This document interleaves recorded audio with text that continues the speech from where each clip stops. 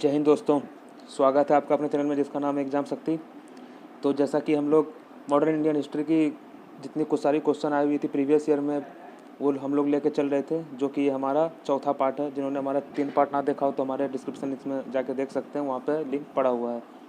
हम लोगों ने पिछले 3 पार्ट में लगभग 1060 क्वेश्चन कर लिए थे, जो कि आज हम लोग स्टार्ट करेंगे 1062 नंबर क्वेश्चन से, और जो कि ये मॉडर्न इंडियन हिस्ट्री की चल रही है। हम लोगों ने एंशिएंट, मेडाइवल और मॉडर्न का जो पूरा पार्ट होता है ये 3 पार्ट लेके चल रहे थे, जिसमें से 2 पार्ट हम लोगों ने ख़त्म कर लिया था, एंशिएंट और मेडाइवल का, और तीसरे पार्ट में ही फिर मॉडर्न स्टार्ट हो गया था आधे से। और अभी एक वीडियो और आएगा मॉडर्न का, जो कि 400 क्वेश्चन और बचे हुए हैं तो इस वीडियो के बाद।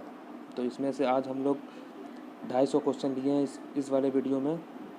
तो आइए हम लोग स्टार्ट करते हैं हमारे आज के पहले क्वेश्चन से। और जिन्होंने हमारा 3 पार्ट ना देखा हो तो हमारे डिस्क्रिप्शन में जाके देख सकते हैं। तो देखिए, लोहिक वादी उपनाम से किसे जाना जाता है? बताइए, किसे जाना जाता है लोहिक वादी उपनाम से? तो जाना जाता है गोपाल हरि देशमुख को। भारत में जिस राजनीतिक संगठन की स्थापना 1800, देखिए ये मैंने हिंदी में लिखी है, हिंदी के टाइप, क्योंकि हिंदी का लिखना बहुत मुश्किल था, तो इसीलिए मैं आपको पढ़ के सुनाते रहूँगा, बस आप सुनते रहिएगा, आपको समझ में आ जाएगा। जैसे आप नॉर्मल व्हाट्सएप पे बात करते होंगे नॉर्मली, उसी तरीके से मैंने लिख दिया है। लिखने पे मत जाइए, मेन यहाँ पे आपको एग्ज़ाम में क्वेश्चन बनाना है। उस तरीके से पढ़िए, सोचिए, तब आपको अच्छे से समझ में आएगा। भारत में जिस राजनीतिक संगठन की स्थापना 1838 में हुई उसका नाम था, बताइए क्या नाम था उसका? तो उसका नाम था ब्रिटिश इंडिया सोसाइटी। इनमें से किस एक ने 1875 में हाउस ऑफ कॉमन्स में एक याचिका प्रस्तुत करते हुए ब्रिटिश संसद में भारत में प्रत्यक्ष की मांग की? तो ये किसने किया था ये? तो ये किया था डुंकन एसोसिएशन ने। भारत में इंडियन एसोसिएशन के फाउंडर कौन थे? देखिए, भारत में इंडियन एसोसिएशन के फाउंडर कौन थे? देखिए, ये थे सुरेंद्र नाथ बनर्जी। इंडियन नेशनल कांग्रेस से पहले सबसे प्रमुख संस्था थी, देखिए इंडियन कांग्रेस से पहले सबसे प्रमुख संस्था क्या थी? तो वो थी इंडियन एसोसिएशन ऑफ कोलकाता। ठीक है। सुरेंद्र नाथ बनर्जी को किस वर्ष सिविल सर्विस से हटाया गया? बताइए किस वर्ष उन्हें सिविल सर्विस से हटा दिया गया था? फिर उन्होंने 1876 में इंडियन एसोसिएशन की वो मतलब फाउंड किए हुए थे, तो 1874 में हटा दिया गया था। सुरेंद्र नाथ बनर्जी द्वारा स्थापित उस संगठन का नाम बताइए जिसका 1886 में इंडियन नेशनल कांग्रेस में विलय हो गया। देखिए, इंडियन नेशनल कांग्रेस जो है 1885 में फॉर्म हुआ है। अभी आने वाले क्वेश्चन में हम लोग देखेंगे, उसी के बारे में पूरा है। तो 1886 में जो विलय कर दिया गया था वो था इंडियन नेशनल कॉन्फ्रेंस के साथ। राजनीतिक सुधारों को लेकर विरोध करने वाले पहले इंडियन कौन थे? बताइए, राजनीतिक सुधारों को लेकर विरोध करने वाले पहले भारतीय कौन थे? तो देखिए वो थे सुरेंद्र नाथ बनर्जी। ये देखिए कुछ चीज़ें हैं जो कि आप अच्छे से इसको याद कर लीजिएगा। जैसे बॉम्बे एसोसिएशन 1852 में दादा भाई नौरोजी ने फॉर्म किया था। इंडियन लीग, ये सब कांग्रेस से पहले जो संगठन है वो जो फॉर्म हुआ है वो सब के बारे में ये बात हो रहा है। मद्रास महाजन सभा 1884 में, एक बार इसको देख लीजिएगा या स्क्रीनशॉट ले लीजिएगा इसका। ये देखिए ये सारा क्वेश्चन इसमें दिया हुआ है। पूछ रहा है मद्रास महाजन सभा की स्थापना कब हुई? देखिए इसमें था 1884 में हुई थी, कांग्रेस से 1 साल पहले। भारतीय राष्ट्रीय कांग्रेस की स्थापना कब हुई थी? देखिए भारतीय राष्ट्रीय कांग्रेस की स्थापना की थी, देखिए कौन किया था? अब आ गया हमारा इंडियन नेशनल कांग्रेस से स्टार्ट हो गया सारा कब 1885 से लेके अब हम लोग जितने क्वेश्चन 1947 तक है अब वो सारे देखेंगे, जो कि टोटल इसमें 200 क्वेश्चन इसके हैं और 500 क्वेश्चन कल आने वाले हैं, तो 700 क्वेश्चन है ये पूरा का। तो टोटल 1500 प्लस क्वेश्चन की सीरीज रहेगी ये, 1500 नहीं सॉरी 1600 प्लस की। ठीक है, तो 1600 क्वेश्चन सोचिए अगर आप पढ़ लीजिएगा हिस्ट्री में तो आपको कितना सारा चीज़ पता चल जाएगा और कुछ नहीं छूट सकता है, फिर यह हम गारंटी दे रहे हैं आपको। देखिए भारतीय राष्ट्रीय कांग्रेस, इंडियन नेशनल कांग्रेस की स्थापना की थी, कौन किया था? तो एओ ह्यूम ने किया था 1885 में। इंडियन नेशनल कांग्रेस के फाउंडर थे, ये कौन थे फाउंडर? एओ ह्यूम तो थे, लेकिन पूछ रहा है कि अब उसमें से वो कौन थे? सैनिक सेवक थे मतलब विज्ञानी थे, मतलब साइंस वाले थे, या सामाजिक कार्यकर्ता थे, या मिलिट्री कमांडर थे वो? तो वो थे असैनिक सेवक थे वो, ठीक है, असैनिक सेवक। देखिए Indian national Congress founded in, देखिए कब फाउंड हुआ, तो 1885 में हुआ था। मैं आपको पढ़ के सुनाते रहूँगा, बस आप देखते रहिएगा। इंडियन नेशनल कांग्रेस के पहले अधिवेशन में, देखिए अधिवेशन, ठीक है, में कितने लोगों ने भाग लिया था? देखिए जब 1885 में जब कांग्रेस बन के तैयार हुआ, तो उस समय सबका सवाल लगा, तो उसमें कितने लोगों ने भाग लिया था उसमें? तो वो 72 लोगों ने भाग लिया था। इंडियन नेशनल कांग्रेस का पहला अधिवेशन कहाँ हुआ था? देखिए पहला अधिवेशन 1885 में जब बन के तैयार हुआ, तो इसका पहला अधिवेशन, मतलब सारे लोग कहाँ पे गुट बना के बैठे, मतलब उस समय तो कोई घर वर तो था नहीं, कोई बिल्डिंग उल्डिंग के नीचे, ऐसे ही कोई पेड़ के नीचे गुट बना लिए बैठ गए उसी में, उसी टाइम वैसे ही सब स्थापना में सब बैठे करते थे। तो जो सबसे पहला हुआ था बैठक ये लोग का, पूरा कांग्रेस का 72 लोगों का, तो ये बैठक हुआ था मुंबई में, जो कि इसके अध्यक्ष थे पहले उमेश चंद्र बनर्जी। अभी आगे आने वाले क्वेश्चन में आपको देखने को मिलेगा। इंडियन नेशनल कांग्रेस के पहले प्रेसिडेंट कौन थे? देखिए पहले प्रेसिडेंट अब पूछ रहा है, तो वो थे उमेश चंद्र बनर्जी थे, ठीक है। इंडियन नेशनल कांग्रेस के पहले प्रेसिडेंट थे, देखिए मैंने इसलिए लिया है कि आपको ये याद हो जाए ये क्वेश्चन, क्योंकि एग्जाम में बहुत बार पूछा है। तो ये थे उमेश चंद्र बनर्जी, बहुत बार, मतलब बहुत बार। इंडियन नेशनल कांग्रेस के 1885 में महासचिव कौन था? देखिए महासचिव पूछ रहा है, ना कि प्रेसिडेंट। अब देखिए महासचिव थे ए.यू. ह्यूम, ये आज तक प्रेसिडेंट नहीं बने हैं, याद रखिएगा। ए.यू. ह्यूम जो थे ये महासचिव तक ही थे, ए.यू. ह्यूम, और ये फाउंडर भी थे। इंडियन नेशनल कांग्रेस की स्थापना के समय भारत का वायसरॉय कौन था? देखिए कौन था उस समय का वायसरॉय? तो लॉर्ड रिपन तो 1882 तक था, फिर उसके बाद से लॉर्ड डफरिन आ गया था, तो लॉर्ड डफरिन था। किस गवर्नर जनरल में से किसने कांग्रेस को अत्यधिक अल्पसंख्यक लोगों का प्रतिनिधित्व करने वाली कहकर उपहास किया था? बताइए। देखिए जब कांग्रेस जब फॉर्म हुआ तो उस समय वायसरॉय डफरिन था, तो ये सारी बातें यही कहेगा फिर कि उसमें अत्यधिक जो है अल्पसंख्यक है, ठीक है, अत्यधिक अल्पसंख्यक, तो वो लॉर्ड डफरिन कहा था। इनमें से कौन इंडियन नेशनल कांग्रेस के स्थापना अधिवेशन में प्रेसिडेंट नहीं था? बताइए। इसमें से जो जब इंडियन नेशनल कांग्रेस की बात हो रही थी कि अब बनना चाहिए, सब सभा बैठा, वो 72 लोगों में से पूछ रहा है कि वो 72 लोगों में से वो एक कौन नहीं थे? तो वो प्रेजेंट नहीं था, कौन? सुरेंद्र नाथ बनर्जी नहीं थे, जिसको, क्योंकि ये विरोधी थे इसीलिए कभी गए ही नहीं कांग्रेस में। ये तो वही हैं जिनको IAS पद से हटा दिया गया था 1874 में, और उन्होंने अपना इंडियन एसोसिएशन 1876 में फॉर्म किया था आनंद मोहन बोस के साथ। इंडियन नेशनल कांग्रेस के दूसरे अधिवेशन के प्रेसिडेंट किसने की थी? देखिए पहला अधिवेशन तो हो गया, देखिए जो मेन सा अधिवेशन है वो आपको बस याद रखना है, जैसे पहला दूसरा, पहली महिला कौन बनी थी, उसमें पहला यूरोपियन कौन बना था, ये सब सारी चीज़ें, कुछ अधिवेशन आपको याद करना ही पड़ेगा। तो इंडियन नेशनल कांग्रेस के दूसरे अधिवेशन के प्रेसिडेंट किसने की थी? तो दूसरे में थे दादा भाई नौरोजी थे। दादा भाई नौरोजी 3 बार प्रेसिडेंट रहे हैं, ठीक है। एक बार 1886 में, एक बार 1893 में, और एक बार 1906 में, जो कि कोलकाता अधिवेशन था ये। और ये था अभी,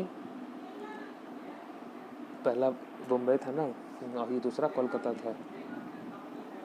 कांग्रेस के लिए समर्थन प्राप्त करने के लिए 1889 में एक समिति स्थापित की गई। इनमें से उस समिति का सभापति था, बताइए कौन था वो सभापति?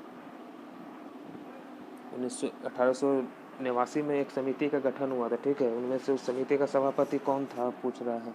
ये इंडियन नेशनल कांग्रेस के बारे में नहीं पूछ रहा है, कांग्रेस के लिए समर्थन प्राप्त करने के लिए, ठीक है, कि 4 साल के बाद देखा कि कांग्रेस उतना अच्छे से काम नहीं कर रहा है, तो उसको हटाया जाए, क्या किया जाए, उस तरीके से कुछ समर्थन पाने के लिए एक समिति की स्थापित की गई। इनमें से उस समिति का सभापति कौन था? तो वो था M. डिग्बी।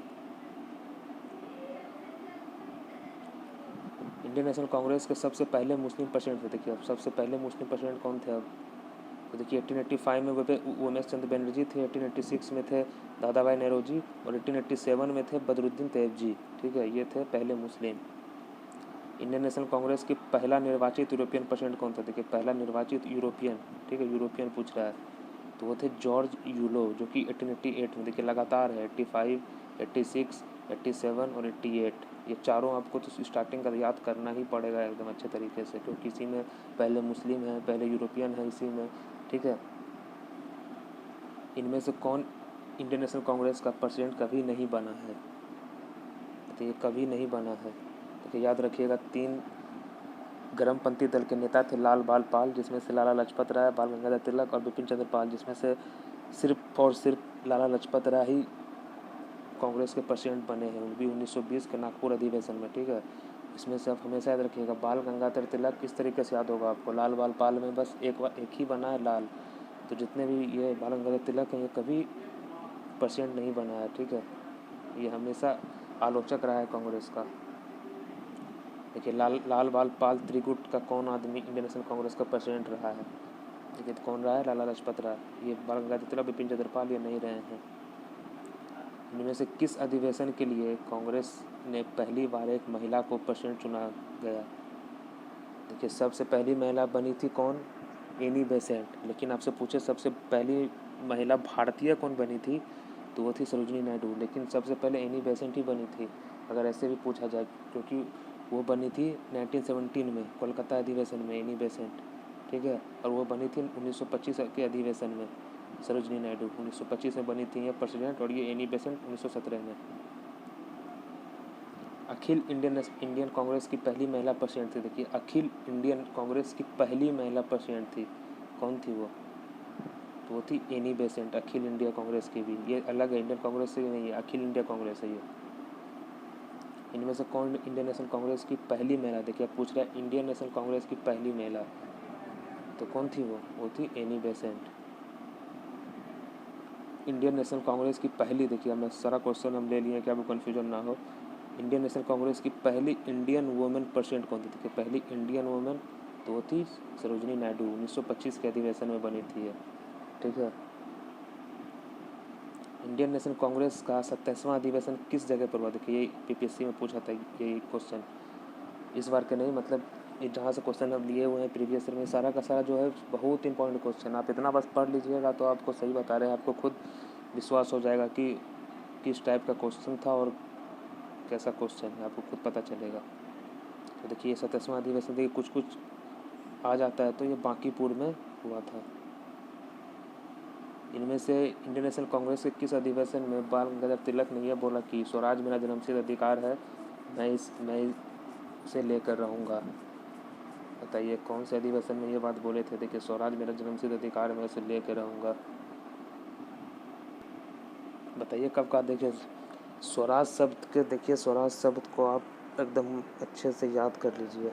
स्वराज एक अलग अपने आप में चैप्टर है, क्योंकि इससे बहुत सारे क्वेश्चन आपको बस एक वर्ड से पता। देखिए स्वराज का अगर आपसे सबसे पहले पूछेगा किसका इस्तेमाल कौन किया था, तो ये किए थे दयानंद सरस्वती जी ने। ठीक है, स्वराज और हमारा हिंदी भाषा, हमारे भारत का जो भाषा होना चाहिए हिंदी होना चाहिए, ये दोनों चीज़ सबसे पहले हमारे ये तीसरे पार्ट में ये दिया हुआ है, वहाँ पे ये सारे क्वेश्चन कराया गया है। ठीक है, कि स्वराज शब्द का पहली बार प्रयोग दयानंद सरस्वती ने किया, और उसके बाद फिर पूछा है कि उसके अलावा अगर ऑप्शन में आपको ना दिखे स्वराज शब्द, तो फिर सबसे पहले किए थे दादा भाई नौरोजी ने ये इसका प्रयोग स्वराज। और फिर आपसे पूछे तो कि स्वराज मेरा जन्मसिद्ध अधिकार है, ये जो था ये बाल गंगाधर तिलक ने कहा था, ये स्वराज मेरा जन्मसिद्ध अधिकार है। अगर ऑप्शन में आपको फिर एक स्वराज आपको दिया रहा है क्वेश्चन में, अगर ऑप्शन में आपको बाल गंगाधर तिलक, दादा भाई नौरोजी और दो कोई और है, दयानंद सरस्वती नहीं है, तो आपको दादा भाई नौरोजी मारना है। अगर दादा भाई नौरोजी भी नहीं दिया ऑप्शन में, उसके बाद ना दयानंद सरस्वती दिया है, तो आपको बाल गंगाधर तिलक मारना है। ठीक है, तो ये समझ जाइएगा अच्छे से। तो ये देखिए ये लखनऊ पैक्ट जो हुआ था उसी में ये बोले थे 1916 में। ठीक है, स्वराज मेरा जन्मसिद्ध अधिकार है, मैं इसे लेकर रहूँगा, किसने कहा था? ये कहा था बाल गंगाधर तिलक ने। देखिए ये अपने आप में एक चैप्टर है, इससे बहुत क्वेश्चन आया एग्जाम में, बहुत। CR दास ने जब, देखिए कुछ चीज़ें याद कर लीजिए, CR दास ने जब कांग्रेस प्रेसिडेंट के रूप में काम किया तो वो जेल में थे। देखिए बहुत इंपॉर्टेंट क्वेश्चन है, बहुत बार पूछा है। और अल्फ्रेड वेव, देखिए ये भी एक यूरोपियन था जो कि 1894 में कांग्रेस की प्रेसिडेंट था। ये नाम याद रखिएगा, अल्फ्रेड वेव। ठीक है, अल्फ्रेड वेव और जॉर्ज यूएल जो कि 1888 में था और 1894 में था, अल्फ्रेड वेव। ये दो ही अधिवेशन आपको याद रखना है। अभी जो अधिवेशन इसमें कराया जाएगा उतना बस याद कीजिए, रख लीजिएगा, उतना बहुत है। किसने कहा था कांग्रेस आंदोलन ना तो लोगों द्वारा प्रेरित था, ना ही उनके द्वारा सोचा या योजनाबद्ध किया गया था? देखिए किसने कहा था ये किसने कहा था कि कांग्रेस आंदोलन ना तो लोगों द्वारा प्रेरित था, ना ही ये उनके द्वारा सोचा या योजनाबद्ध किया गया था। तो ये कहे थे लाला लाजपत राय जी ने।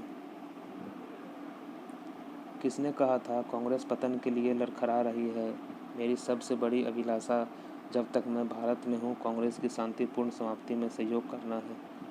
देखिए ये कहा था लॉर्ड कर्जन ने। प्रेसिडेंट संबोधन के समय जिस कांग्रेस प्रेसिडेंट ने हिंदी भाषा के लिए रोमन लिपि लागू करने की वकालत की वो कौन थे? देखिए क्या बोल रहा है कि रोमन लिपि लागू करने की वकालत की थी वो उस अधिवेशन में। ये तो ये थे सुभाष चंद्र बोस 1938 के अधिवेशन में।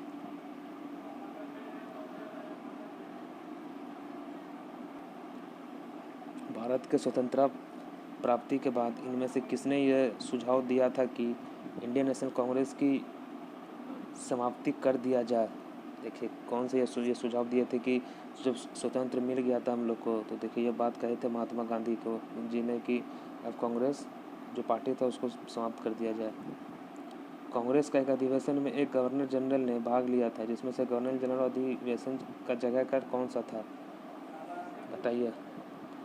कांग्रेस के एक अधिवेशन में एक गवर्नर जनरल ने भाग लिया था, ठीक है, एक गवर्नर जनरल ने भाग लिया था। इसमें से गवर्नर जनरल और अधिवेशन जगह का कौन सा था वो? तो ये कौन सा था वो? तो वो था Lord Willingdon, Mumbai. Lord Willingdon ने भाग लिया था, ठीक है। इंडियन नेशनल कांग्रेस के इनमें से किसकी अध्यक्षता में सी विजय राघव चेरियार ने की थी? तो ये कौन से अधिवेशन में, कौन से में सी विजय राघव ने अध्यक्षता की थी? ये की थी 1922 के गया अधिवेशन में। इनमें से किस अधिवेशन में कांग्रेस ने पहली बार इंडियन रियासतों की प्रति अपनी नीति घोषित की थी? देखिए इनमें से किस अधिवेशन में कांग्रेस ने पहली बार रियासतों के प्रति अपनी नीति घोषित की थी, मतलब रियासतों के प्रति अपनी नीति घोषित की थी? तो नागपुर के अधिवेशन 1920 में। 1920 में गया में इंडियन नेशनल कांग्रेस के अधिवेशन के प्रेसिडेंट कौन थे? बताइए कौन थे? तो देखिए वो थे सी आर दास। ये शायद ये क्वेश्चन में दूसरा था। देखिए इसमें जो होगा ये नागपुर अधिवेशन होगा 1920, याद रखिएगा। देखिए 1922 में ये जेल में थे उस टाइम, तो सी आर दास। इनमें से किसने अखिल भारतीय हरिजन सेवक संघ की 1932 में स्थापना की? देखिए अखिल भारतीय हरिजन सेवक, देखिए हरिजन जो था ये महात्मा गांधी से बिलोंग है, तो महात्मा गांधी जी ने। देखिए कुछ कुछ चीज़ें जो बहुत इंपॉर्टेंट है, कुछ कुछ अधिवेशन के बारे में जो पढ़ लीजिए। देखिए महात्मा गांधी जो थे सिर्फ एक बार 1924 के बेलगांव अधिवेशन की अध्यक्षता की थी उन्होंने, बस वो एक बार इंडियन नेशनल कांग्रेस के प्रेसिडेंट बने थे। कब? 1924 के बेलगांव में। फिर सरोजिनी नायडू 1925 में कानपुर में प्रेसिडेंट बनी। फिर जवाहरलाल नेहरू के 3 बार बने थे, 1929 के लाहौर अधिवेशन में, 1936 में लखनऊ में, 1937 में फैजापुर में। देखिए सारा क्वेश्चन पूछा हुआ है, तो ये सब चीज़ें अधिवेशन कुछ कुछ इंपॉर्टेंट हैं जो दिमाग में रखिएगा। और वल्लभ भाई पटेल सिर्फ एक बार, महात्मा गांधी और वल्लभ भाई पटेल सिर्फ एक बार किए हैं, ठीक है। तो 1931 के कराची अधिवेशन में प्रेसिडेंट चुने गए थे, 1931 में। और 1938 में सुभाष चंद्र बोस, ठीक है, और जवाहरलाल नेहरू 3 बार, 1929, 36 और 37, ठीक है। 29 में बहुत इंपॉर्टेंट है, इन्हीं में ये मांग किए थे हमारे स्वतंत्र मतलब स्वराज होने का, ठीक है। तो 1929 का बहुत इंपॉर्टेंट अधिवेशन है लाहौर का, फिर 1936 में लखनऊ का, फिर 1937 में फैजापुर में। ये देखिए मोतीलाल नेहरू ने 1919 में की थी अध्यक्षता। ये सब इंडियन नेशनल कांग्रेस के प्रेसिडेंट कब बने थे? 1919 में। राजेंद्र प्रसाद देखिए एक बार बने 1934 में। और अबुल कलाम आज़ाद देखिए ये 6 साल तक रहे थे, याद रखिएगा, 1940 से लेके 1946 तक। ये तो आपको ऐसी हो जाएगी, इसके बीच में बहुत सारा मूवमेंट हुआ था। क्विट इंडिया मूवमेंट पूछ देगा, क्विट इंडिया मूवमेंट के समय इंडियन नेशनल कांग्रेस की अध्यक्षता किसने की थी? तो अबुल कलाम आज़ाद। तो 1940 से लेकर 1946 तक 6 साल ये लगातार रहे थे, ठीक है। ये क्वेश्चन बहुत बार पूछा, 6 साल ये लगातार रहे थे। मोतीलाल नेहरू 1919 में थे, राजेंद्र प्रसाद 1934 में थे। किस इंडियन नेशनल कांग्रेस के अधिवेशन में जवाहरलाल नेहरू ने समाजवाद को भारत की समस्या का हल करने की कुंजी बताया?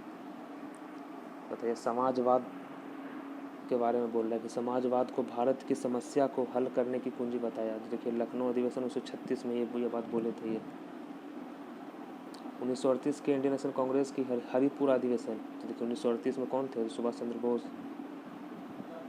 इनमें से सबसे कम एज में इंडियन नेशनल कांग्रेस की प्रेसिडेंट बनने वाले आदमी थे। देखिए, सबसे कम एज में, ठीक है, सबसे कम एज में कौन बने थे? तो बने थे अबुल कलाम आज़ाद ही। ठीक है, कौन बने थे? अबुल कलाम आज़ाद। इनमें से कौन लगातार 6 साल तक इंडियन नेशनल कांग्रेस का प्रेसिडेंट था? देखिए, 6 साल तक तो अबुल कलाम आज़ाद थे, 1940 से लेकर 1946 तक। जब भारत को आज़ादी मिली उस समय कांग्रेस के प्रेसिडेंट कौन थे? देखिए, जब भारत को आज़ादी मिली तो 1946 तक तो थे ये अबुल कलाम आज़ाद, और भारत आज़ाद हुआ 1947 में, तो उस समय थे JV कृपलानी। देखिए, इसमें जवाहरलाल नेहरू के बारे में आपको पता है, कब कब थे। महात्मा गांधी एक बार थे, सरदार पटेल एक बार थे। तो आप नहीं भी पता हो तो अब ऑप्शन तक आराम से पहुंच सकते हैं। कि जनगण मन पहली बार किस अवसर पर गाया गया था? देखिए, कौन से अधिवेशन में जनगण मन गाया गया था? देखिए, वो था इंडियन नेशनल कांग्रेस 1911 के कलकत्ता अधिवेशन में। और आपसे पूछे वंदे मातरम कब गाया गया था? तो 1896 के कोलकाता अधिवेशन में गाया गया था। ये दोनों बहुत इंपॉर्टेंट है, वंदे मातरम और जनगण मन। इसको लिख लीजिएगा अच्छे से। तो वंदे मातरम 1896 में गाया गया था कोलकाता में ही, और जनगण मन भी 1911 में गाया गया था कोलकाता में ही। इंडियन नेशनल कांग्रेस का अंतिम अधिवेशन जिसमें बाल गंगाधर तिलक ने भाग लिया था। देखिए, एक अंतिम अधिवेशन जिसमें बाल गंगाधर तिलक ने भाग लिया था, तो वो देखिए, क्योंकि 1920 में बाल गंगाधर तिलक दुनिया को छोड़कर चले गए थे, तो अमृतसर अधिवेशन में। कांग्रेस के नरम दल की आंदोलन की पद्धति थी। देखिए, कांग्रेस के नरम दल के आंदोलन की क्या पद्धति थी? ये थी, देखिए, कॉन्स्टिट्यूशनल एजिटेशन। किस आंदोलन के कारण इंडियन नेशनल कांग्रेस का विभाजन हुआ, जिसके परिणाम स्वरूप नरम दल और गरम दल का शुरुआत हुआ? तो ये कौन सा आंदोलन था जिस टाइम ये हुआ था? देखिए, नरम दल और गरम दल था। तो देखिए, ये था स्वदेशी आंदोलन। 1905 में जो स्वदेशी आंदोलन हुआ था, उसी के बाद नरम दल और गरम दल का शुरुआत हुआ था। ज़्यादातर नरमपंथी नेता, देखिए, नरमपंथी नेता में कौन कौन थे आपके? गोपाल कृष्ण गोखले जी थे, दादा भाई नौरोजी थे, ठीक है, MG रानाडे थे, ठीक है, और गरमपंथी में कौन थे? लाल बाल पाल, ठीक है, और ये बहुत से VD सावरकर जी थे। उसके बाद सुरेंद्र नाथ बनर्जी थे। ये सारे के सारे, केशव चंद्र सेन थे, सूर्य सेन थे, ये सारे के सारे गरमपंथी नेता थे। तो ज़्यादातर नरमपंथी नेता कहाँ से थे? तो ये शहरी क्षेत्र से थे नरमपंथी नेता। इनमें से किसने 1904 से लगातार भारत को शासन या स्वराज देने पर बल दिया? देखिए, स्वराज, ठीक है, शासन या स्वराज, ये था दादा भाई नौरोजी। इनमें से कौन उग्रपंथी नहीं था? देखिए, उग्रपंथी इसमें से कौन नहीं था? देखिए, ये उग्रपंथी था, ये उग्रपंथी था, ये उग्रपंथी थे। गोपाल कृष्ण गोखले ये नरमपंथी थे, उग्रपंथी नहीं थे ये, ठीक है। तो गोपाल कृष्ण गोखले। किसने इंडियन नेशनल कांग्रेस पर प्रथम याचन और विरोध की राजनीति का आरोप लगाया? तो ये कौन था? तो ये थे बाल गंगाधर तिलक, क्योंकि हमेशा विरोध ही करते रहते थे ये। कांग्रेस की प्रथा और याचना की नीति समाप्त हो गई। देखिए, कांग्रेस की जो प्रथा और नीति थी, याचना थी, उसकी नीति कब समाप्त हो गई? तो बाल गंगाधर तिलक के नेतृत्व में। इंडियन नेशनल कांग्रेस को किसने भीख मांगने वाली संस्था कहा था? देखिए, भीख मांगने वाली संस्था कहा था। देखिए, ये थे तिलक ने ही कहा था। इंडियन नेशनल कांग्रेस आंदोलन गरमपंथियों के प्रभाव आया। देखिए, कब प्रभाव आया गरमपंथियों का? तो 1906 के बाद। इनमें से कौन सा नेता कांग्रेस का गरम दल से संबंधित है? देखिए, गरम दल से कौन संबंधित है? इसमें से गरम दल, देखिए, ये सब नरम है, ये भी नरम, ये भी नरम, ठीक है, ये भी नरम। अरविंद घोष, ये जो थे ये गरम दल के नेता थे, ठीक है। ये तीनों थे नरम दल के, ये थे गरम दल के। राष्ट्रीय आंदोलन में से किसको नरम दल के तौर पर नहीं जाना जाता था? देखिए, नरम दल के तौर पर किसको नहीं जाना जाएगा? देखिए, बाल गंगाधर तिलक को। शेरे पंजाब के नाम से इनमें से कौन मशहूर था? देखिए, शेरे पंजाब लाला लाजपत राय। इनमें से किस एक को लाला लाजपत राय ने अपना राजनीतिक गुरु माना था? देखिए, किसको माना था राजनीतिक गुरु? गारिबल्दी को, विवेकानंद को, तात्याबाई नौरोजी को, क्या माजनी को? ये इटली के क्रांतिकारी राष्ट्रपिता थे ये, ठीक है, तो इसी को माने थे ये, माजनी को।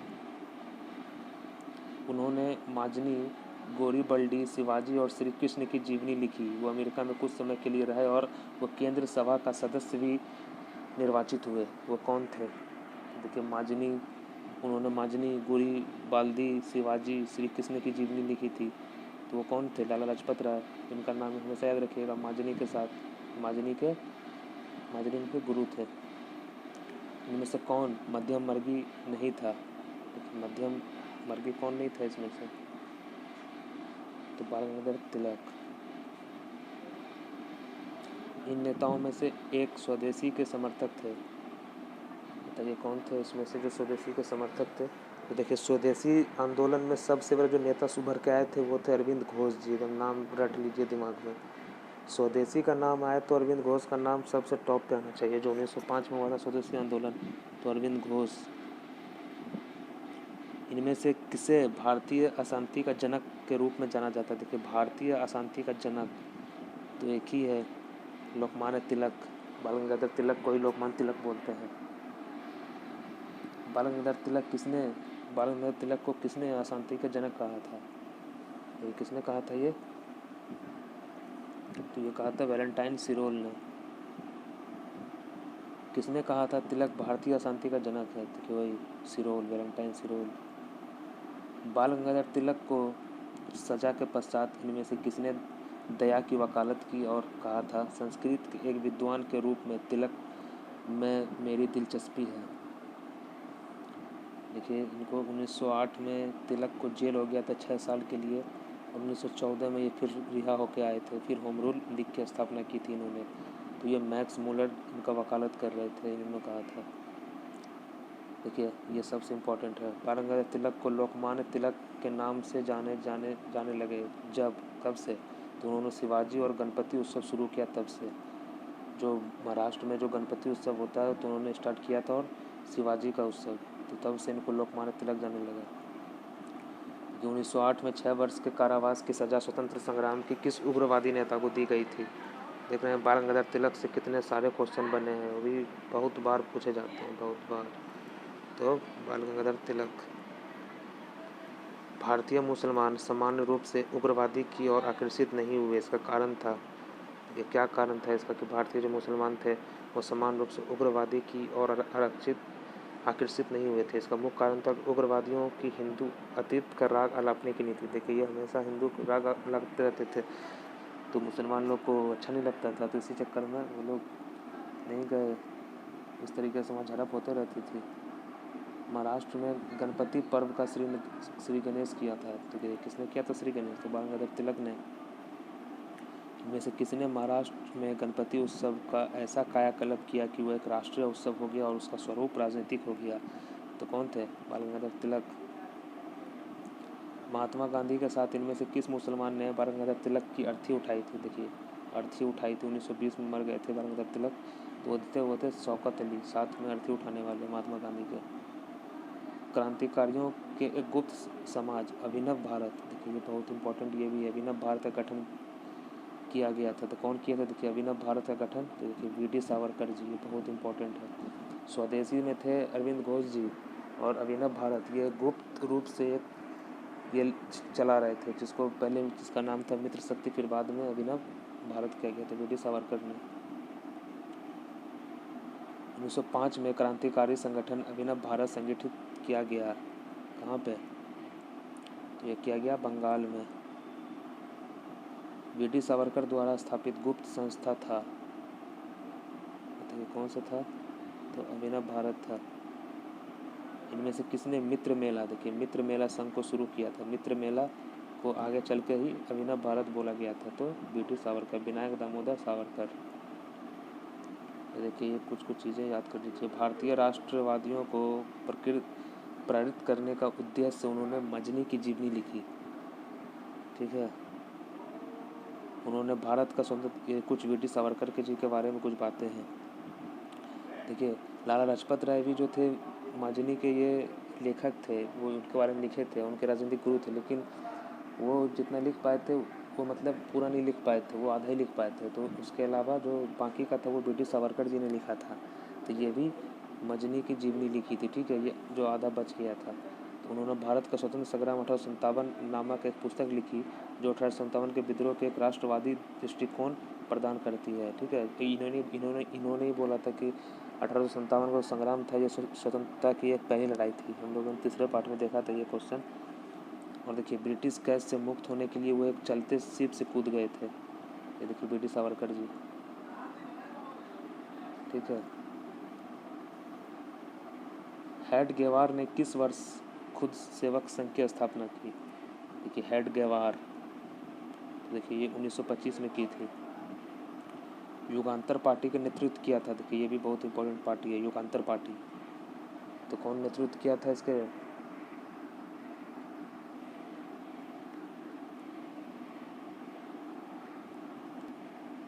बताइए, युगों युगों तक युगांतर पार्टी। तो कौन है हमारे हीरो युगों युगों से जो चले आ रहे थे? तो जितेंद्र नाथ मुखर्जी, युगांतर पार्टी से।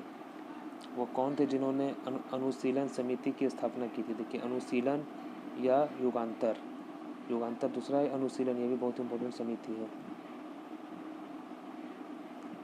तो ये कौन किए थे अनुशीलन समिति के?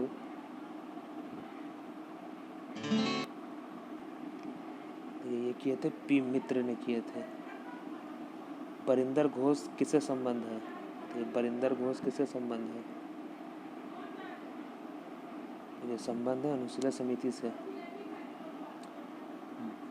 बाल गंगाधर तिलक को लोकमान्य विशेषण कब दिया गया? तो कब दिया गया? तो क्रांतिकारी आंदोलन में। स्वतंत्र आंदोलन के क्रांतिकारी आतंकवादियों का पहला महत्वपूर्ण शैक्षिक वर्ग बुर्रा डकैती का जगह था। देखिए, डकैत हुआ था ये। ठीक है, तो ये था ईस्ट बंगाल में था ये। मुजफ्फरपुर में किंग्स फोर्ट की हत्या का प्रयास कब किया गया था? देखिए, खुदीराम बोस ने इन पर बम फेंका था 1908 में। ठीक है, 1908 में किंग्स फोर्ट पर बम फेंका गया था। मुजफ्फरपुर बम कांड 1908 का संबंध इनमें से किसके साथ हुआ? देखिए, तो दो आदमी थे, खुदीराम बोस और प्रफुल्ल चक्की। इनमें से किसने बड़ी बुद्धिमानी के साथ अलीपुर कांड मामले में अरविंद घोष का बचाव किया? तो ये अलीपुर कांड में अरविंद घोष फंस गए थे, तो किन्होंने बचाव किया था? तो सी.आर. दास जो थे ये बहुत बड़े वकील थे। तो 1908 के अलीपुर कांड में सी.आर. दास ने इनका हेल्प किया था, पूरा जोर तोड़ अपना मेहनत लगा दिया था उनको बचाने के लिए। देखिए, किस वर्ष हिंदुस्तान रिपब्लिक एसोसिएशन की स्थापना हुई? जो कि सुभाष चंद्र शेखर आज़ाद जी ने किया था। उसमें मेंबर भगत सिंह थे, राम प्रसाद बिस्मिल थे। तो 1924 में। देखिए, हिंदुस्तान रिपब्लिकन एसोसिएशन पूछ रहा है। अगर आपसे हिंदुस्तान सोशलिस्ट रिपब्लिकन एसोसिएशन पूछे तो ये 1928 में हुआ था। कहाँ? दिल्ली में। हिंदुस्तान रिपब्लिक एसोसिएशन की स्थापना की गई थी, कहाँ पे की गई थी? तो की गई थी कानपुर में। कहाँ हुआ था? कानपुर में। इनमें से कौन हिंदुस्तान रिपब्लिक एसोसिएशन का मेंबर नहीं था? देखिए, कौन मेंबर नहीं था इसमें से? ये तीनों मेंबर थे। शिव वर्मा मेंबर नहीं था। अपनी फांसी से पहले इनमें से किस क्रांतिकारी में से एक ने पीने हेतु दिए गए दूध को अस्वीकार कर दिया और कहा, अब मैं केवल अपनी माँ का दूध दूंगा? भाई, कौन थे ये सबसे प्रिय? तो वो थे, देखिए, राम प्रसाद बिस्मिल जी। इस लाइन को किसने लिखा? सरफरोशी की तमन्ना अब हमारे दिल में है, देखना है जोर कितना बाजुए कातिल में है। सुना होगा आपने, बहुत फेमस लाइन है ये। सब क्रांतिकारियों का लाइन हुआ करता था पहले के टाइम। तो ये थे राम प्रसाद बिस्मिल जी का। इनमें से किसको अंग्रेजी सरकार ने काकोरी कांड के मामले में फांसी पर चढ़ा दिया? तो देखिए, काकोरी कांड में राम प्रसाद बिस्मिल जी को फांसी पर चढ़ा दिया गया था। इनमें से कौन काकोरी कांड से संबंधित नहीं था? बताइए। देखिए राम प्रसाद बिस्मिल ये थे, राजेंद्र लाहौरी भी थे, अशफाक उल्लाह खान भी थे। कि सूर्यसेन जो था ये संबंधित नहीं था इससे। काकोरी कांड कब हुआ था? देखिए ये हुआ था 1925 में। ट्रेन को लूटा गया था। इनमें से कौन सा क्रांतिकारी काकोरी कैसे जुड़ा नहीं है? देखिए राम प्रसाद बिस्मिल, रोशन सिंह, भगत सिंह या अशफाक उल्लाह। देखिए भगत सिंह जो थे इसमें जुड़े नहीं थे। ये तीनों जुड़े हुए थे, रोशन सिंह, अशफाक उल्लाह खान और प्रसाद बिस्मिल। इनमें से कौन था जो काकोरी कांड में फांसी की सज़ा से बच गया था? देखिए ये भी वो कांड करने गए थे लेकिन ये फांसी सज़ा से बच गए थे, वो थे चंद्रशेखर आज़ाद।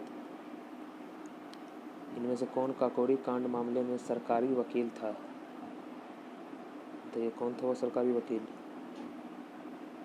तो देखिए जगत नारायण मुल्ला। किसने कहा था दरों दीवार पर पे हसरत की नज़र करते हैं, खुश रहो अहले वतन हम तो सफ़र करते हैं। वाह। देखिए ये कहा था वजीद अली शाह ने कि दरों दीवार पे हसरत की नज़र करते हैं, खुश रहो अहले वतन हम तो सफ़र करते हैं। Hindu socialist Republic association. देखिए अब हिंदू सोशलिस्ट लग गया, वो क्या था हिंदू रिपब्लिकन तक था। जब सोशलिस्ट लग जाए तो फिर ये 1928 में फॉर्म हुआ है। देखिए ये गठित की गई थी किसके द्वारा? तो ये चंद्रशेखर आज़ाद के द्वारा। भगत सिंह ने सेंट्रल असेंबली में बम फेंका था, किसके साथ फेंके थे ये बम? ये देखिए बटुकेश्वर दत्त के साथ। हिंदुस्तान सोशलिस्ट रिपब्लिकन पार्टी की स्थापना हुई, ये कब हुई थी स्थापना? तो 1928 में। हिंदुस्तान सोशलिस्ट रिपब्लिकन एसोसिएशन के संस्थापक नेताओं में एक थे, कि कौन थे उसमें से एक नेता? देखिए भीमराव अम्बेडकर नहीं थे, सुभाष चंद्र बोस नहीं थे, जयप्रकाश नारायण नहीं थे, तो कौन बचे? भगत सिंह। 1928 में हिंदुस्तान सोशलिस्ट रिपब्लिकन एसोसिएशन की स्थापना हुई थी, कहाँ पे? तो दिल्ली में हुई थी। क्रांतिकारी चंद्रशेखर आज़ाद को अंग्रेजों ने कैसे मार डाला था? कि वहाँ पे मुठभेड़ चल रहा था लेकिन ये गोली जो खुद मारे थे अपने आप को, लेकिन ऑप्शन में दिया मुठभेड़ में गोलियों से। ठीक है, तो वो मुठभेड़ चल रहे थे तो ये अपने साइड में आके ये बोले थे कि मैं अंग्रेज की गोली से नहीं मारूंगा, तो वो खुद के गोली से वो अपने आप को गले में मार लिए थे। इनकलाब जिंदाबाद का नारा किसने दिया था? तो बहुत ईजी क्वेश्चन है, तो भगत सिंह ने। सरकार के विरोध में असेंबली में बम फेंकने का समय भगत सिंह की एज क्या थी? देखिए किस किस टाइप से क्वेश्चन पूछता है, इसलिए तो बोला कि आपको इसमें से ईजी से लेके मीडियम से लेके सब आपको क्वेश्चन आपको पता चलेगा किस तरीके से एग्जाम में क्वेश्चन आया जाता है। तो वह 21 साल से थोड़ा ज़्यादा था। भगत सिंह राजगुरु सुखदेव को कब फांसी दी गई थी? बताइए कब दी गई थी फांसी? देखिए इस दिन हम लोग शहीद दिवस मनाते हैं, 23 मार्च 1931 को। भगत सिंह का स्मारक कहाँ है? बताइए कहाँ है स्मारक? यहाँ, और यहाँ हर साल फूल चढ़ाए जाते हैं, पूजा पाठ किया जाता है इनका, तो फिरोजपुर में है। लाहौर कांड में इनमें से किस क्रांतिकारी को फांसी नहीं हुई थी? देखिए लाहौर कांड में इनमें से किस क्रांतिकारी को फांसी नहीं हुई थी? ये सुखदेव, राजगुरु, भगत सिंह सबको हुई थी, बटुकेश्वर दत्त को नहीं हुई थी फांसी। भारतीय स्वतंत्रता के लिए फांसी पाने वाला पहला रिकॉर्डेड मुस्लिम का नाम देखिए, पहला रिकॉर्डेड मुस्लिम का नाम बोलिए। देखिए काकोरी कांड में ही राम प्रसाद बिस्मिल के साथ, रोशन सिंह के साथ, तो अशफाक उल्लाह खान थे। 1925 में 1927 में इन्हें फांसी दी गई थी। इनमें से किसने प्रसिद्ध चटगांव आर्मरी रेड आयोजित किया था? देखिए बहुत फेमस है ये चटगांव आर्मरी रेड। तो देखिए सूर्यसेन ने ये आयोजित किया था। किसने? सूर्यसेन ने। चटगांव आर्मरी रेड की योजना बनाई गई थी, तो कौन बनाए थे? ये सूर्यसेन जी ने बनाया था। स्वतंत्र संग्राम के सबसे कम एज के शहीद थे। देखिए ये मात्र 19 साल के थे, ये 19 साल 8 महीने के। ठीक है, और देखिए ये जो थे ये 19 साल 9 महीने के थे, हेमू खालिनी। तो खुदीराम बोस सबसे कम उम्र के थे। उसके बाद सुखदेव 25 साल के थे, अशफाक उल्लाह खान भी 27 साल के थे। जतिन दास किस आरोप में बंदी बनाए गए थे? बताइए कौन से केस में जतिन दास को बंदी बनाया गया था? क्या होगा इसका आंसर? तो इसका होगा लाहौर केस में ये पकड़ाए थे।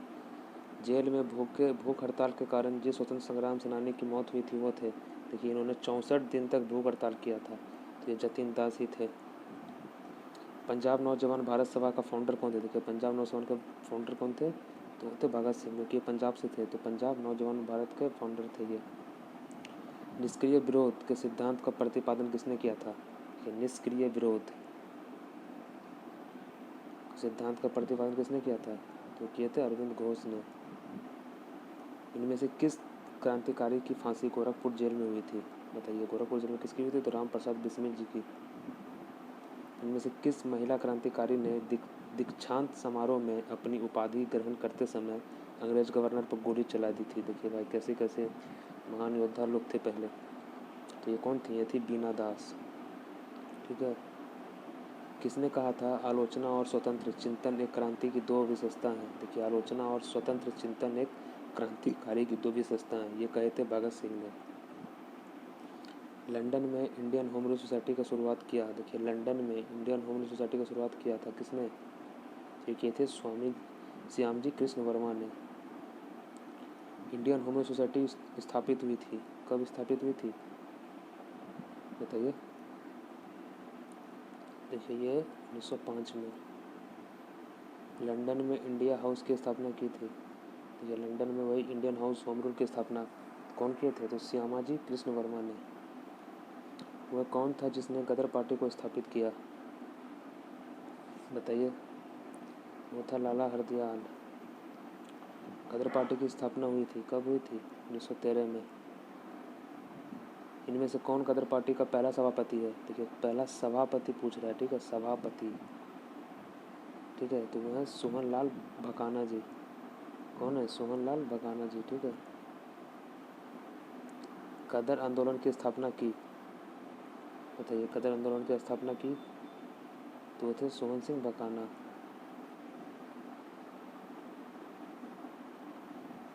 पहला विश्व युद्ध के दौरान सक्रिय होने वाले गदर क्रांतिकारियों का आधार स्थल था। कहाँ था आधार स्थल?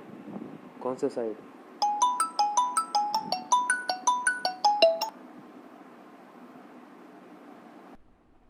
तो कहाँ पे? तो वेस्ट अमेरिका में, सैन फ्रांसिस्को में। देखिए, गदर पार्टी की स्थापना हुई थी कहाँ पे? देखिए, हुई थी यूएसए में हुई थी। गदर क्या था? देखिए, ये क्या था? ये भारतीयों का एक क्रांतिकारी संघ जिसका प्रधान हेडक्वार्टर सैन फ्रांसिस्को में था। ठीक है। गदर पार्टी का हेडक्वार्टर था, कहाँ था हेडक्वार्टर? तो सैन फ्रांसिस्को में, यूएसए में।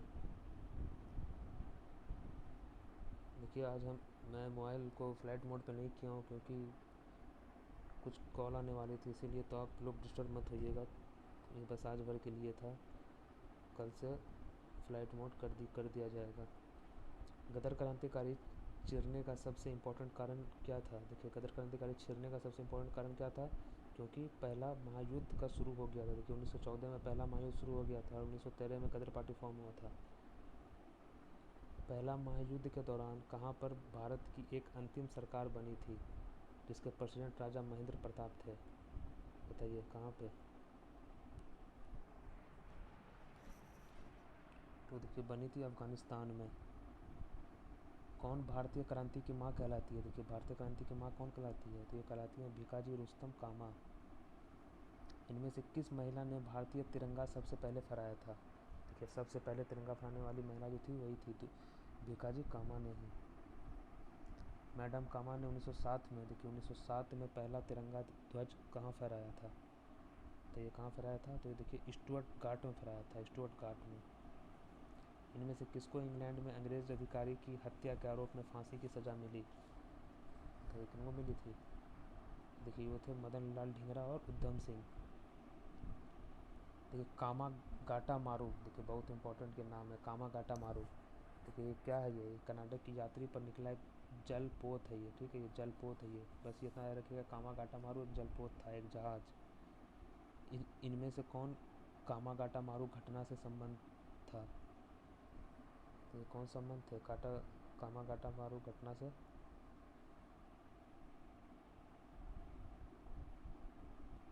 देखिए, कौन है ये है बाबा गुरदीप सिंह। कामागाटू कामा गाटा मारू क्या था? ये कि एक जलपोत था ये एक शिप था। वह कौन थे जिन्होंने इंडिपेंडेंस लीग की स्थापना की थी? बताइए, इंडिपेंडेंस लीग की स्थापना कौन की थी? कौन थे वो? रास बिहारी बोस। इनमें से सबसे बाद में क्या हुआ, तो इसमें सबसे बाद में क्या हुआ था, देखिए सहायक संधि, स्थायी बंदोबस्त, हड़प नीति, तो पहले हो गया। देखिए बंगाल का विभाजन सबसे बाद में हुआ था। देखिए भंग आंदोलन की शुरुआत किस डेट में हुआ, देखिए कब हुआ था डेट में, किस डेट में हुआ शुरुआत, तो 7 अगस्त 1905 में। भंग के बाद कौन सा आंदोलन शुरू हुआ था, देखिए भंग के बाद कौन सा, तो स्वदेशी आंदोलन। 1905 में बंगाल विभाजन किस वायसरॉय ने किया था ये, तो वायसरॉय कौन थे, वो लॉर्ड कर्जन। बंगाल का विभाजन के समय बंगाल का लेफ्टिनेंट गवर्नर था, कौन था लेफ्टिनेंट गवर्नर, देखिए वो था सर एंड्रूज फ्रेजर।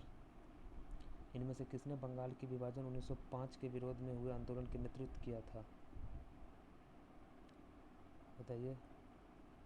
1905 के विरोध में हुए आंदोलन का नेतृत्व किया था, ये देखिए सुरेंद्र नाथ बनर्जी थे। इनमें से कौन स्वदेशी आंदोलन का आलोचक था और पूर्व तथा पाश्चात्य के मध्य एक बेहतर संबंध का समर्थक था, तो देखिए ये कौन थे, ये रविन्द्रनाथ टैगोर थे ये। बंगाल में ब्रिटेन की वस्तुओं की बहिष्कार का सुझाव सबसे पहले किसने दिया था, देखिए बंगाल में ब्रिटेन की वस्तुओं के बहिष्कार का सुझाव सबसे पहले किसने दिया था, ये दिया था कृष्ण कुमार मित्र ने। ब्रिटिश वस्तु के बहिष्कार को राष्ट्रीय नीति के रूप में अपनाया गया था, कब, तो ये 1905 में अपनाया गया था। बंगाल का विभाजन में मेनली क्या किया गया था, देखिए बंगाल राष्ट्रवाद के विरुद्ध दुर्लभ करने के लिए। बंगाल विभाजन के विरुद्ध राष्ट्रवादियों ने ये प्रोग्राम, देखिए कौन कौन से प्रोग्राम शुरू किया था, बैकाट, स्वदेशी और राष्ट्रीय शिक्षा। स्वदेशी और बहिष्कार पहली बार किस घटने के दौरान संघर्ष की विधि के रूप में अपनाई गई थी, तो बंगाल विभाजन के विरुद्ध आंदोलन। बंगाल 1905 में विभाजित हुआ, जिसके विरुद्ध का फलस्वरूप दोबारा विभाजित हुआ, कब, तो 1911 में फिर से हुआ था। लॉर्ड कर्जन द्वारा 1905 में किया गया बंगाल विभाजन रद्द किस वर्ष हुआ, देखिए किस वर्ष रद्द हुआ था, तो 1911 में रद्द हुआ था। भारतीयों के विरोध के कारण बंगाल को फिर से कब मिलाया गया, तो 1911 में। मद्रास में स्वदेशी आंदोलन का लीडरशिप किसने किया था, देखिए मद्रास में पूछ रहा है कि स्वदेशी आंदोलन का नेतृत्व लीडरशिप किसने किया था, तो चिदम्बरम पिल्ले थे। इनमें से किसने स्वदेशी आंदोलन का लीडरशिप दिल्ली में किया था, देखिए अब दिल्ली में पूछ रहा है। दिल्ली में देखिए सैयद हैदर रज़ा ने किया था। किस आंदोलन के दौरान वंदे मातरम भारतीय राष्ट्रीय आंदोलन का शीर्षक गीत बना, कि वंदे मातरम, तो ये स्वदेशी आंदोलन के टाइम। ब्रिटिश पत्रकार H.W. नेविसन जुड़े थे, तो ये स्वदेशी आंदोलन से जुड़े थे ये। Indian society of oriental arts के फाउंडर हैं, कौन है founder Indian society of oriental arts, ये देखिए ये थे रविंद्रनाथ टैगोर। गोपाल कृष्ण गोखले ने कांग्रेस के लिए अधिवेशन में प्रेसिडेंट कब बने थे, गोपाल कृष्ण गोखले, देखिए 1905 में बने थे ये, बनारस के अधिवेशन में। कौन से अधिवेशन में, बनारस के अधिवेशन में। इंडियन नेशनल कांग्रेस के 1905 के बनारस अधिवेशन का प्रेसिडेंट कौन था, तो कौन था, गोपाल कृष्ण गोखले जी।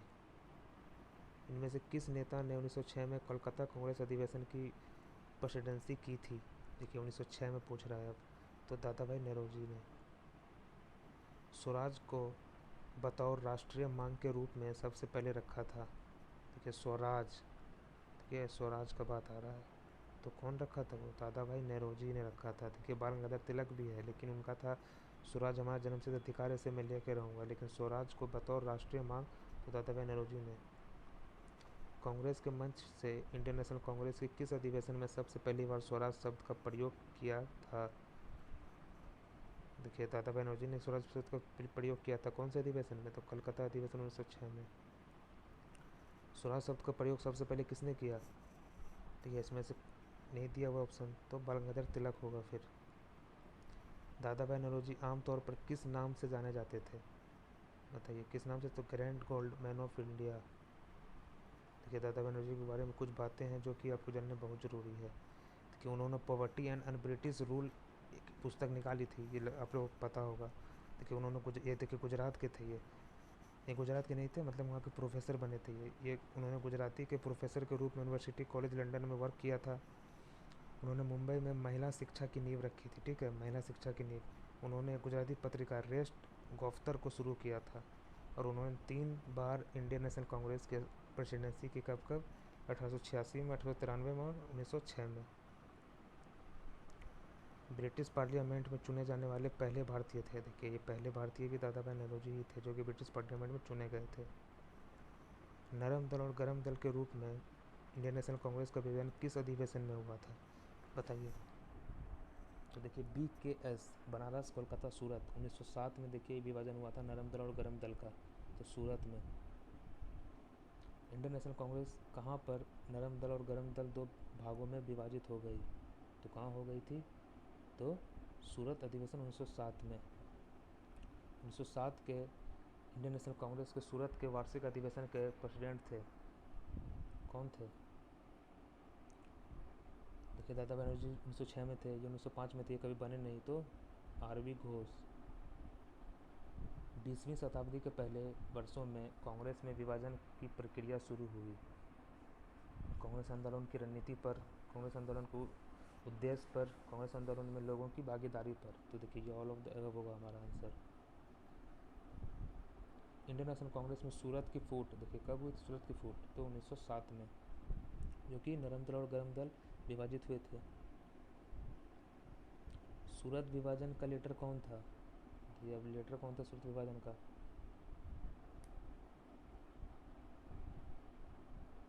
ये तो एक ही थे, तिलक। इनमें से किसने ऑल इंडिया मुस्लिम लीग की स्थापना की थी, देखिए ऑल इंडिया मुस्लिम लीग की स्थापना पूछ रहा है। अगर आपसे पूछेगा सबसे पहला अध्यक्ष कौन था, तब वो होगा आगा खान, लेकिन कौन इसका स्थापना किया था, वो था नवाब सलीमुल्लाह खान। देखिए, संस्थापक थे, कौन थे संस्थापक, तो नवाब सलीमुल्लाह। 1906 में मुस्लिम लीग की स्थापना कहाँ हुई थी, देखिए इंडिया से बाहर हुआ था, कहाँ पे, ढाका में। मुस्लिम लीग का पहला प्रेसिडेंट कौन था, ये पहला प्रेसिडेंट पूछ रहा है अब, तो उसकी जो स्थापना की थी, कौन की थी, सलीमुल्लाह ने। तो उसका मुस्लिम लीग का पहला प्रेसिडेंट कौन था, तो आगा खान। 1907 में मुस्लिम लीग का वार्षिक अधिवेशन कहाँ हुआ था, देखिए 1907 में मुस्लिम लीग का वार्षिक अधिवेशन, ठीक है, मुस्लिम लीग का पूछ रहा है, तो 1906 में बना था, तो 1907 में ये कराची में हुआ था। देखिए 1906 में मिंटो से शिमला में मिले मुसलमानों की शिष्टमंडल ने प्रार्थना की। देखिए क्या प्रार्थना की थी मिंटो से, क्योंकि कर्जन 1905 के बाद हट गए थे, फिर मिंटो वायसराय बने थे, तो ये मांग की थी कि मुसलमानों के लिए एक पृथक निर्वाचक वर्ग देने के लिए। देखिए 1908 में अखिल भारतीय, देखिए अब अखिल भारतीय मुस्लिम लीग की एक लंदन शाखा की स्थापना हुई, तो ये कौन किए थे अब, तो किसकी प्रेसिडेंसी में हुई थी ये,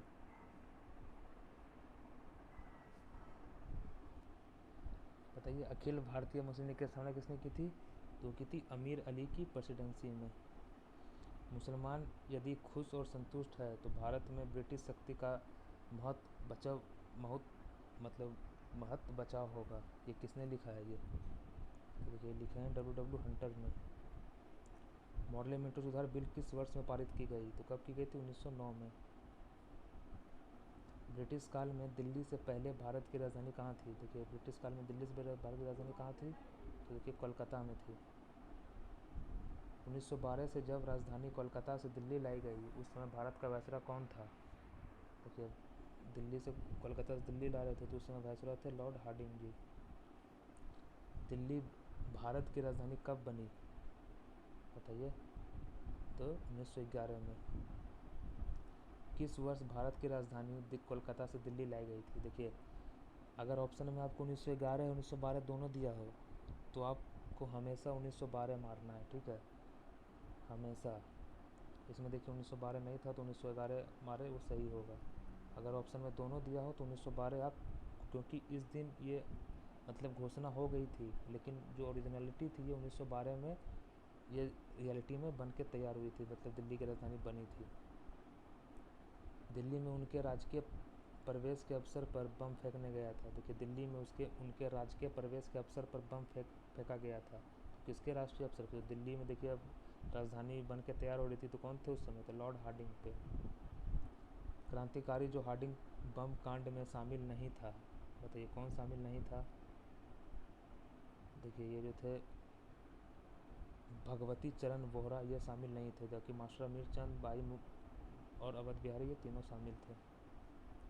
ब्रिटिश शासन के दौरान बिहार को एक अलग प्रांत का दर्जा किस वर्ष प्राप्त हुआ? तो बिहार को एक अलग प्रांत का दर्जा, तो ये 1912 में प्राप्त हुआ था। दिसंबर 1916 में इंडियन नेशनल कांग्रेस और इंडियन मुस्लिम लीग ने एक ही समय अपने अधिवेशन आयोजित किए थे। कहाँ पे? तो देखिए 1916 में सबसे इम्पोर्टेंट तो लखनऊ में, 1916 का याद रखिएगा, सबसे इम्पोर्टेंट लखनऊ पैक्ट। 1916 में इंडियन नेशनल कांग्रेस की लखनऊ अधिवेशन की प्रेसिडेंसी की थी किसने? तो वो की थी AC मजूमदार ने। कांग्रेस और मुस्लिम लीग के बीच प्रसिद्ध लखनऊ समझौता पर साइन हुआ था, तो किस वर्ष हुआ था? तो लखनऊ पैक्ट 1916 में हुआ था। अतिवादियों और उदारवादियों के पुनर्मिलन की प्रतिक्रिया में प्रमुख शिल्पी निम्न में से कौन था? देखिए अतिवादियों और उदारवादियों की जो 1916 में जो समझौता हुआ था, तो उसमें सबसे सामने उभर के कौन आए थे इसको एक करने में? तो वो थी एनी बेसेंट। 1916 में मुस्लिम लीग और कांग्रेस के बीच किसने समझौता कराया था?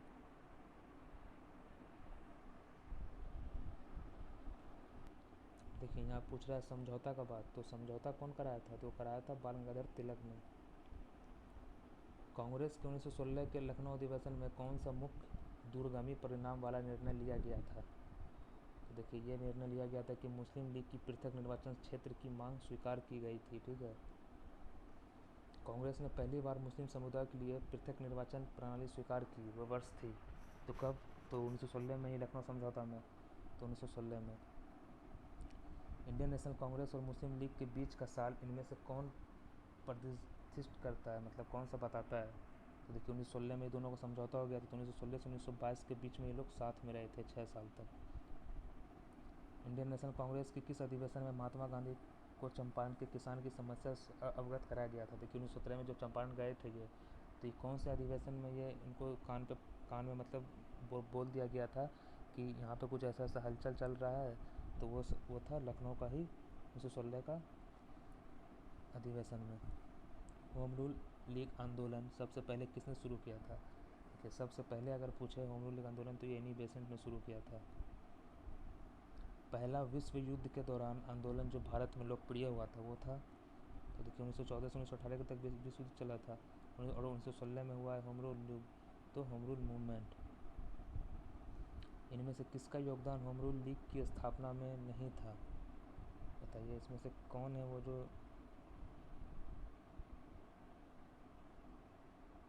देखिए वो है TS अलकूट। इनमें से कौन होम रूल लीग आंदोलन से नहीं जुड़ा था? ये CR दास जी नहीं जुड़े थे, सुब्रमण्यम अय्यर, एनी बेसेंट और बाल गंगाधर तिलक जुड़े हुए थे। 1920 में किसने अपना नाम बदलकर स्वराज सभा रख लिया था? तो देखिए ये यही था, all India home rule league ने ही अपना नाम बदलकर स्वराज सभा रख लिया था। इनमें से कौन फैबियन आंदोलन का प्रस्तावक था? देखिए सिर्फ प्रस्तावक था फैबियन आंदोलन का। ठीक है, तो यह है एनी बेसेंट। होम रूल आंदोलन भारत के स्वतंत्र संग्राम के एक नए चरण की शुरुआत का द्योतक था, क्योंकि इसने देश के सामने सेल्फ गवर्नमेंट की ठोस योजना रखी। देखिए सेल्फ गवर्नमेंट की ठोस योजना रखी थी, इसीलिए। ये देखिए ये आज का सेशन हमारा यहीं ख़त्म होता है, और हम लोगों ने भी 1276 क्वेश्चन किए हैं, जिसमें से हमारा 450 क्वेश्चन और बचा हुआ है, जो कि अब गांधी से जुड़ा होगा, अब सब चीज़ जवाहरलाल नेहरू से जुड़ा होगा, जितने भी चीज़, और कैसे आंदोलन हुआ, डांडी मार्च, ये सारा का सारा क्वेश्चन अभी ये 450 प्लस क्वेश्चन में देखेंगे, जो कि हमारा कल का जो वीडियो आएगा वो लास्ट पार्ट होगा हमारे मॉडर्न इंडियन हिस्ट्री का, और उसके बाद हमारा हिस्ट्री जो होगा पूरा का पूरा ख़त्म हो जाएगा। तो ठीक है, तब तक के लिए देखते रहिए, धन्यवाद।